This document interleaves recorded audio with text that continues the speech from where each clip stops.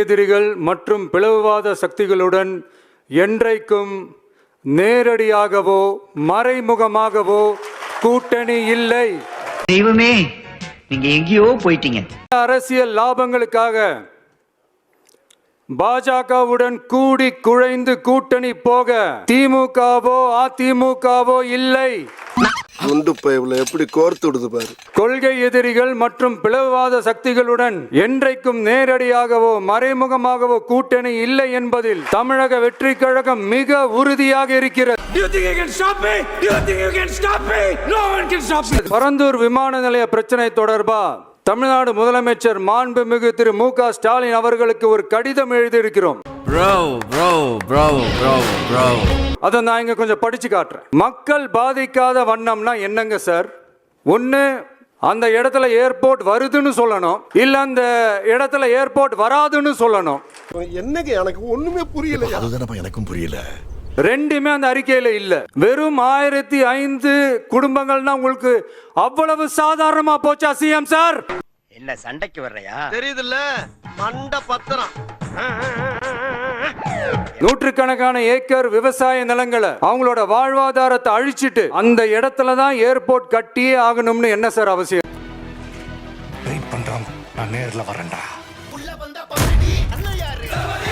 இருக்கு இப்படி சார் நீங்க உங்களை மக்களின் முதல்வர்னு நான் கூசாம சொல்றீங்க. ஏன் இப்படி பாக்குறாரு? இதுல வேற உங்களுக்கும் இந்த பரந்தூர் ஏர்போர்ட் கட்டுற பிரச்சனைக்கும் சம்பந்தமே இல்லாத மாதிரி வேற காட்டிக்கிறீங்க. வேற யாரு? நான் தான். ஆனா ஏர்போர்ட்டுக்காக பரந்தூரை பரிந்துரை செஞ்சதே உங்க கவர்மெண்ட் தான் ஒன்றிய விமான போக்குவரத்து துறை அமைச்சர் சில மாதங்களுக்கு முன்னாடி சென்னை வந்திருந்தப்போ சொன்னார். அவன் கிடக்குறான்டா மயிராண்டி.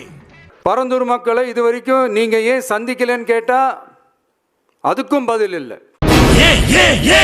இப்போ ஒன்னும் குறைஞ்சிடல சிஎம் சார். ஒன்னா நின்னு போராடிட்டு இருக்கிற பரந்தூர் பகுதி விவசாய பெருங்குடி மக்களை தயவு செஞ்சு நீங்க நேர்ல சந்திச்சு பேசுங்க.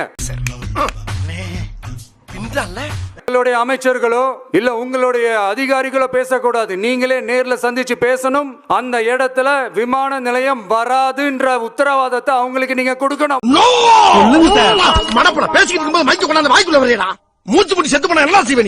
இதையெல்லாம் நீங்க செய்யாம எல்லாத்தையும் கடந்து போகணும்னு நீங்க நினைச்சீங்கன்னா பரந்தூர் பகுதி விவசாய மக்களையும் பொதுமக்களையும் நானே அழைச்சிக்கிட்டு வந்து தலைமை செயலகத்துல உங்களை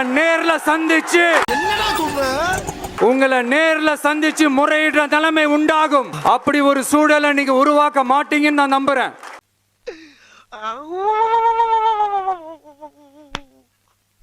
இன்னைக்கு என்னெல்லாம் பண்ண போறாரோ? அதையும் மீறி அப்படி ஒரு சூழல் வந்துச்சுன்னா நான் ஃபேஸ் பண்ண தயாரா இருக்கேன். அவ்வளவுதான், நம்மள முடிச்சு விட்டீங்க போங்க.